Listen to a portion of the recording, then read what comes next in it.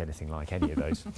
Now, 3 orphaned foxes have been rescued from a lingering death by a sharp-eared passerby. The cubs were trapped underground in their den after their mother had been killed on a nearby road. Fortunately for the cubs, East Sussex Wildlife Rescue Service were at hand, and after a major digging operation to get the animals out, they are now recovering well. Robin Gibson reports. There's no sign at all today how close the 3 were to death. At the time they were rescued, they were less than 20 days old, and without their mother, they would have starved. It was the biggest thrill of my life, to be honest. It was absolutely brilliant. So I think we were on a high for days afterwards. It's one of those rescues that you get up the next morning and just think, did that really happen?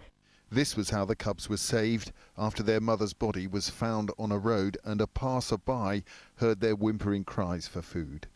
It took 4.5 hours of burrowing, mostly by hand, deep into a bank. We did start to lose heart when it was certainly an hour before we got the second one, and it was starting to get darker by then, and we were quite setting ourselves up for being there all night, to be honest.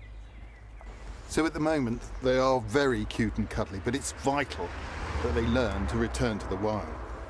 This one looks as if it's about to. They go back to their wild estate very easily, very easily. They're here as they would be with mum.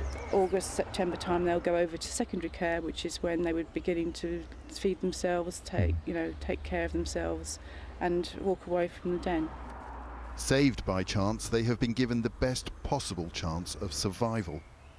By the end of the year, they should all have been returned to the wild, putting their experiences with human foster parents behind them. Robin Gibson, BBC South East Today, Rotherfield. Those photos of the man with his legs sticking up in the air are hilarious, aren't they?